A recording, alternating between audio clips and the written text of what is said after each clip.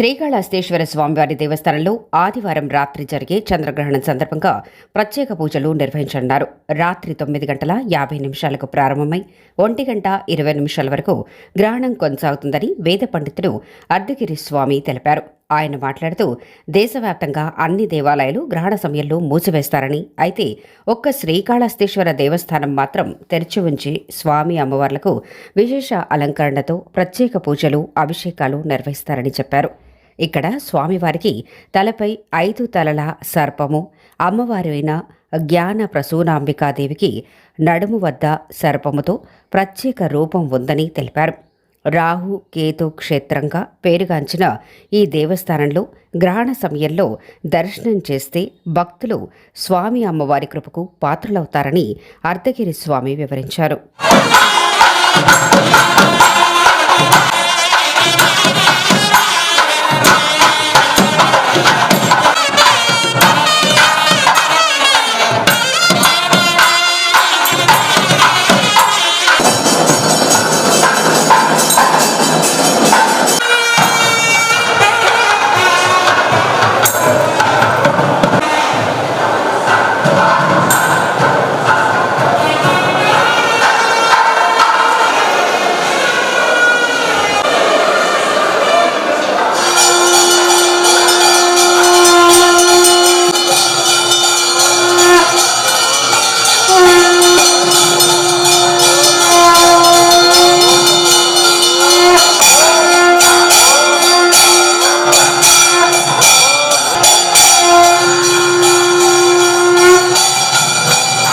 कैलासवासी भगवान श्रीकाళहस्तीश्वर शिव करोत नित्य कल्याणम करुणावरुणालय श्री ज्ञान प्रसूनांबा समेत श्रीकाళहस्तीश्वर स्वामिने नमः।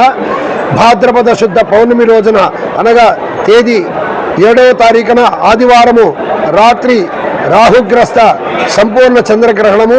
ఈ చంద్రగ్రహణము రాత్రి 9:50 నుండి ప్రారంభమై రాత్రి 1:20 వరకు కూడా చంద్రగ్రహణం ఉంటుంది. ఈ గ్రహణకాల సమయంలో భారతదేశంలో ఉన్న దేవాలయాలన్నీ కూడా గ్రహణకాల సమయంలో మూసివేస్తారు.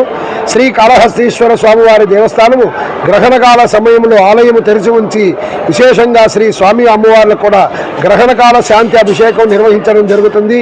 ఎందువల్ల అంటే ఇక్కడ స్వామివారు శ్రీకాళహస్తీశ్వర స్వామివారు శ్రీ అంటే సాలిపురుగు, కాలము అంటే సర్పము, హస్తి అంటే ఏనుగు.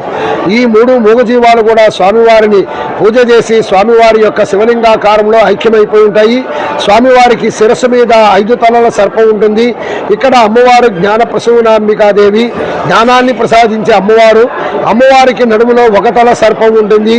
ఈ సూర్యగ్రహణమైన చంద్రగ్రహణమైనా కూడా గ్రహణాన్ని కబలించేది ఈ రాహు కేతువులే కనుక ఈ క్షేత్రం వెలిసి ఉండడం చాలా విశేష ఫలప్రదమైన క్షేత్రము. కావున గ్రహణకాల సమయంలో విశేషంగా శ్రీ స్వామి అమ్మవారికి గ్రహణకాల శాంతి అభిషేకం నిర్వహించడం జరుగుతుంది.